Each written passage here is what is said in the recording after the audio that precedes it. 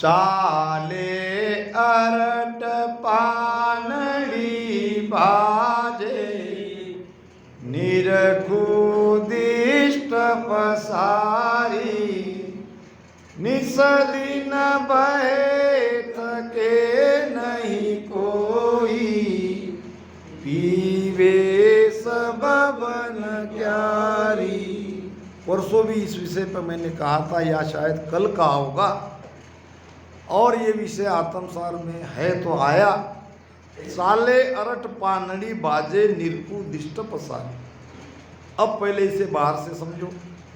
अरट कहते हैं, पुराने ज़माने में ये इलेक्ट्रिक मोटर नहीं थी, अरट से कुएं की सिंचाई होती थी और अरट चलाना पड़ता था बैल से। अरट चलाने वाला रहता था। वो अरट की रचना ऐसी थी कि एक डिब्बा भरा कि ऊपर आया कि खाली हुआ, दूसरा भरा कि ऊपर आया कि खाली हुआ, ऐसे एक के पीछे एक डिब्बे भर भर के आते थे और वो पानी बराबर खेत में जाता था। तो उसके लिए वो अरट चलानी पड़ती थी। चाले अरट, जब अरट चलती थी तो पानड़ी यानी जिसमें से पानी आगे जाता है वो पानी बसता हुआ जाता है, पानी में एक आवाज़ है। चाले अरट पानड़ी बाजे निरकु दिष्ट पसारी। दिष्ट पसारने का मतलब वहाँ अगर निरखता है, देखता है निरख के, तो उसको पता चलता है कि हमारी अरट बराबर चल रही है और पानी बराबर आगे जा रहा है खेत में। निस दिन बहे थके नहीं कोई पीवे सब बन क्यारी। अब ये अरट एक भीतर है, बाहर की अरट ये समझाने के लिए। अब भीतर की अरट है सांस उसास, अपने आप चल रही है। यहाँ बैल की ज़रूरत नहीं है, यहाँ कोई अरट चलाने वाले की ज़रूरत नहीं है, अपने आप श्वासा चल रही है। केवल हमको उसमें दृष्ट पसार के निरखना है, उसमें सुरती लगानी है, उसमें ध्यान देना है, जिब्या से राम राम रटन करते रहना है। असली चीज़ हो रही है वो श्वासा में।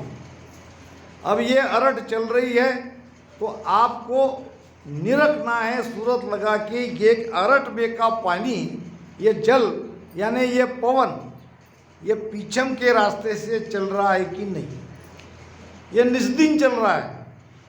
चाले अरट पानड़ी बाजे निरकु दिष्ट पसारी। आप सूरत लगाओ, ध्यान लगाओ, अपने आप ये जो श्वासा आती है जाती है उसमें आप केवल राम राम ले रहे हो, और सांस और उश्वास में जो श्वास निकलती है वो पीछम के रास्ते से ऊपर चढ़ती है और इसी से सारे शरीर में रोम रोम में जो 3.5 करोड़ रोमावली है और सब शरीर में यानी बन प्यारी ये शरीर है, सब में वो भजन हो रहा है। महाराज कहते हैं, गरजेगी गनधर न धुजाणी जल बीन पवन रस पिया। मेरे राम जल बीन पवन रस पिया। नदिया चाली पी चमके गेले। नदिया चाली पी चमके गेले। सूरत सबद संग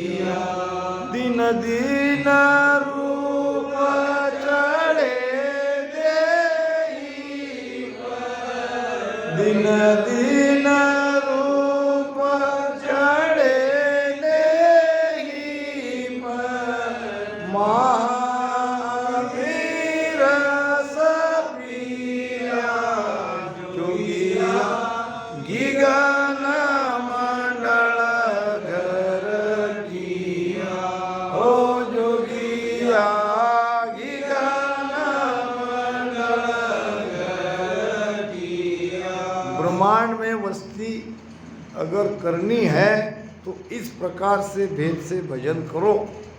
भजन कैसा करो?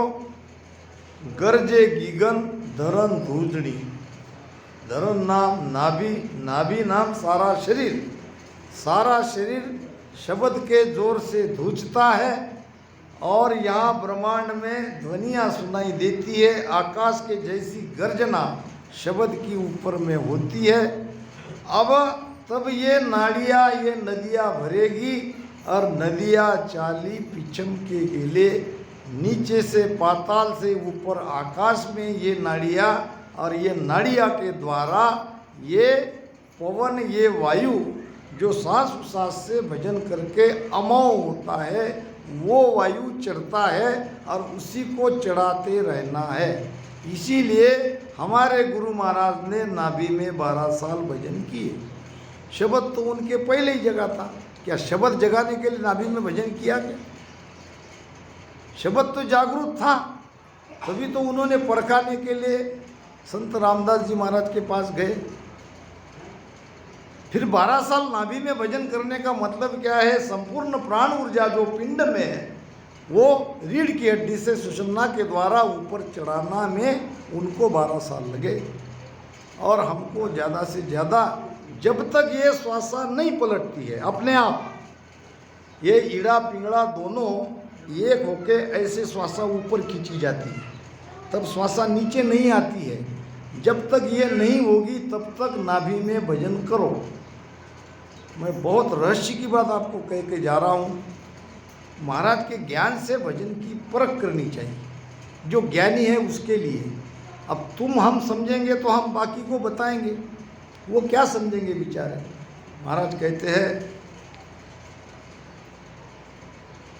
उल्टा होय चढ़े गढ़ ऊपर, चंद सूर गम पावे, मेरे रामा चंद सूर गम पावे, दोनों एक दीवान बिठाया, दोनों एक दीवान बिठाया, सुख मण के घर आवे।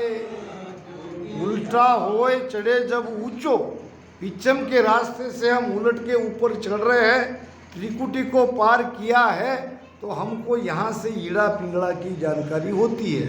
न हमारा दाहिना स्वर चलता है और न बायां स्वर चलता है, दोनों स्वर चलते हैं, दोनों स्वर एक हो जाते हैं, ऐसे शब्द ऊपर खींचता है। तब आपको सांस उसास में नाभि में भजन करने की आवश्यकता नहीं है, तब तक करना पड़ेगा, क्योंकि अब आपकी हमारी सबकी ब्रह्मांड में वस्ती हो गई। अब आपकी श्वासा स्वतः ही ऊपर जाएगी। चंद सूर गम पावे, दोनों एक विमान बिटाया, सुकमण का घर आवे। जब मेरे जैसा वाणिज्य पढ़ने वाला जब ये कहता है कि मैं 10वें द्वार में हूँ, 10वें द्वार के बाहर हूँ, तो मुझे ये ईड़ा पिंगड़ा सुकमण का निराकरण यहाँ पे करना ही चाहिए आपके सामने, क्योंकि बिना सुकमना से तो आप चढ़े नहीं हो। फिर कहाँ आपको क्या अनुभूति हुई, कैसे चढ़े, कहाँ किस जगह क्या बाधाएं आपको आई, उसको आपने कैसे दूर किया, ये अपना अनुभव तो यहाँ पे कहना ही चाहिए। तब आप में वो उत्साह जगेगा, वो प्रेम जगेगा, आप भी भजन के लिए प्रेरित हो जाओगे और आप भी घर पे जाके वाणी पढ़ोगे। यहाँ से खोलोगे आप आत्मसार में क्या कहा, हमारा उसका अनुभव मिलता क्या। चंद सूर बहत अटकाना, ओ में सो समाया, मेरे रामा ओ में सो समाया, जन सुख राम उलट गढ़ चढ़िया, जन सुख राम उलट गढ़ चढ़िया, देव परस बिन काया। परमात्मा को कैसे परसा? चंद सूर बहत अटका, ये चंद्रमा और सूर्य क्या है? तो ये दोनों हमारे स्वर हैं। ये हम श्वास लेते हैं, कभी ईड़ा नाड़ी से कभी पिंगला नाड़ी से, एक एक घंटे में चेंज होती है अपने आप। कैसे समझेगा? ऐसे देखना, जो स्वर ज़्यादा चल रहा है वो नाड़ी आपकी चल रही है, और एक धीमा चलेगा एक तेज चलेगा, तब आपको समझ में आएगा कि आपका दाया स्वर चल रहा है कि बाया स्वर चल रहा है, चंद्र चल रहा है कि सूर्य चल रहा है। हमको स्वर ज्ञान में जाना नहीं है। स्वर ज्ञान ये ध्यानी को अपने आप हो ही जाता है। हमको तो केवल हमारी मतलब की बात समझनी है। अब ये जो चल रहे हैं, महाराज क्या कह रहे हैं? जब ध्यान 10वें द्वार में आता है, चंद सूर बहत अटकाणा, ये जो स्वर बह रहे थे, चल रहे थे, इसके द्वारा ये श्वास हम ले रहे थे, श्वास से हमारा शरीर चल रहा था, शरीर के सारे कार्य चल रहे थे, ये बंद हो गए, ये बहत बहत के अटक गए। फिर क्या आप श्वासा नहीं ले रहे? श्वासा नहीं ले रहे तो जीवित कैसे हो रहे? अब ये उल्टी चढ़ गई, अब ऐसी बह रही थी तो अब ऐसी बहना छोड़ दिया, ऊपर बहने लगी। चंद सूर बहत अटकाणा, ओम में सोम समाया। अब ये श्वासा कहाँ गई? सोहम यानी श्वासा, ये ओम में समा गई। ओम क्या है? हमारी चेतना। हमारी चेतना में ये सोहम श्वासा समा गई, तब 10वें द्वार की अनुभूति होती है। अन्यथा केवल धुन सुन के सूरत लगाया, वहाँ को सुनाई दिया और हम 10वें द्वार में हैं, ये कहने में कोई अर्थ नहीं है। ये सारा उसका निर्णय, उसके अंदर उतना पावर आ जाता है। जो 10वें द्वार त्रिकुटी में है, उसके अंदर में ध्यान की वो ताकत आ जाती है, वो शब्द उनके मुख से निकलते हैं। तो आत्मसार ग्रंथ सारा ध्यान का ग्रंथ है। महाराज कहते हैं, देखा एक तमाशा ऐसा, लिगन मंडल में हुआ, हाली बलद बिना सुन नारी, सींचे नित पत कुआं। कुएं की सिंचाई रात दिन हो रही है, मगर सिंचाई करने वाला वो न, क्या कहते हैं उसको, हाली। हाली यानी वो अरट चलाने वाला, वो हाली नहीं है बैल को चलाने वाला, और न बैल है, और न वहाँ कोई स्त्री है देखने वाली वो पानी जा रहा कि नहीं बराबर। वो हाली यानी अरट चलाने वाले की पत्नी रहती है खेत में, और वो खेत में पानी देती है, ये पानी निकालता है। अब वहाँ न हाली है, न उसकी पत्नी है, न बैल है और न अरट है, मगर सिंचाई हो रही है। अब ये हाली है मन। मन हाली है। हम कहते हैं ना भजन में मन लगाओ, ये मन है हाली। और आती जाती श्वासा, दोनों श्वासा है बैल और सुरती है नारी। अब दोनों श्वासों में मन लगा भी नहीं है और सुरती भी वहाँ लगाने की आवश्यकता नहीं है, फिर भी भजन हो रहा है। आज खेल एक अजब तमाशा, अजब ख्याल दिखलाया, राम आज खेल एक अजब तमाशा, अजब ख्याल दिखलाया, हल बिन बेल बीज बिन हाली, हल बिन बेल बीज बिन हाली, हासल खूब चलाया होगी गन में, शेर बसाया बे कोई सुनता हो, गुरु ज्ञानी बालाजी तुम जानत हो, ब्रह्म ज्ञानी होगी गन में, शेर इसी भेद को महाराज दूसरी तरफ से समझा रहे हैं। हल बिन बेल बीज बिन हाली हासिल खूब चलाया। तो ये बिना किए अपने आप होने वाला ध्यान है। जब ब्रह्मांड में आपकी वस्ती हो गई है, आपकी श्वासा पलट गई है, सुषुम्ना के रास्ते से आप 10वें द्वार का आनंद ले रहे हो, उस स्थिति में आपको सांसों सांस में राम राम करने की आवश्यकता नहीं है। ये सारी चीज़ें अपने आप हो रही है। ये है सहज ध्यान। सहज सुमिरन रात दिन हुई और मन पवना झूठा मिल हुई। ये भजन से ही हमको सहज भजन में जाना है। भजन की कहीं काट नहीं है, भजन कहीं छोड़ने की बात नहीं है। मगर ये बैठा हुआ भजन आप कहाँ तक करोगे? आपको ये सीखना पड़ेगा ये कला क्या है। तो ये भजन होता है। महाराज ने और कई जगह उसका प्रमाण दिया है। हम गा तो लेते हैं मगर उसका मर्म नहीं जानते।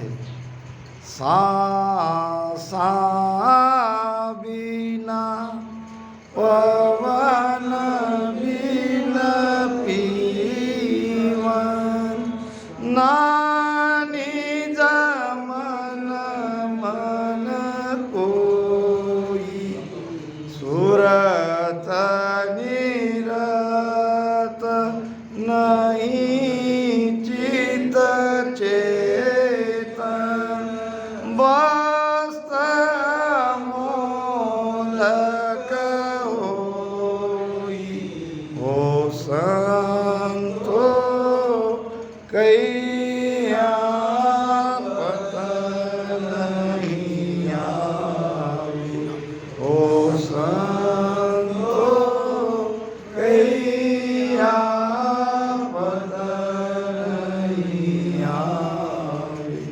कृपा करे दया गुरुदेव जी। कृपा करे दया गुरुदेव जी। जब शीश का भ्रम जाए हो संतो कैया पता नहीं आई। सासा बिना पवन बिन पीवन ना मन निज मन हुई। अब सांसों सांस में मन लगाने का काम नहीं है, ना निज मन लगाने का काम है। सुरत निरत नहीं चित चेतन, न चेतन होके चित लगाना है, न सुरती निरति लगानी है, मगर भजन हो रहा है। वो अमोलक वस्तु को आप निरख रहे हो, उसका आनंद ले रहे हो। ये कब संभव है? ये कहने से विश्वास नहीं आएगा। जब आपके ऊपर कृपा होगी, कृपा करे दया गुरुदेव जी, जब शिष का भ्रम जावे। झेले चढ़स अधर फिरे ऊंची, बारो ढूलन न पावे। छे से सई की सुभारा, निस दिन भला संभावे। और बहुत बढ़िया बात, और इस बात को समझो। झेले चढ़स, अब ये चढ़स अपने आप चल रही है, जैसा कि ऊपर की साखी में बताया महाराज ने। अब ये अदर ऊंची फिर रही है, यानी अब यहाँ पे ध्यान हो रहा है, अदर हो रहा है, यानी आप उसको किसी अदर यानी इसके ऊपर नहीं। अदर का अर्थ समझो। अदर यानी उसको श्वासा का आधार नहीं, उसको मन का आधार नहीं, उसको सुरति का आधार नहीं, किसी शरीर में किसी भी चीज का आधार। जब श्वासा का ही नहीं है और किसका आधार हो सकता है? वो निराधार भजन हो रहा है। सांस उसास के अलावा वो अपने आप वो आनंद आ रहा है। अदर फिरे ऊंची बारो ढूंढन पावे। बारो किसको कहते हैं? जब वो चरस से पानी बाहर निकालता है तो वो बारो यानी डिब्बा, खाली आता भरता है, खाली आता खाली होना भरना, वो है बारो। अब यहाँ का बारो कौन सा है? 21,600 श्वासा। अब 21,600 श्वासा में भजन हो रहा है, वो पानी उसमें से भजन रूपी पानी निकल रहा है 12। अब ये 21,600 में हम रात में सोते भी तो है और दिन में काम धंधा भी करते हैं, फिर भी ये भजन हो रहा है। यही तो है कुदरत कला, यही तो है नाम की कला। आप सोते भी हैं, आप काम धंधा भी कर रहे हैं और सब कुछ करते हुए भी आपकी श्वासा चल रही है और 21,600 श्वासा में आपका भजन हो रहा है और ये पानी बरोबर नीचे से ऊपर जा रहा है। ये है भेद। 600 शेष 21/12 निस दिन भला समावे। तो मुझे लग रहा है समय हुआ, वैसा तो 1 घंटा हुआ नहीं, मगर जो है यहाँ तक समय दिया, मैं आपका आभारी हूँ। हाँ, नहीं,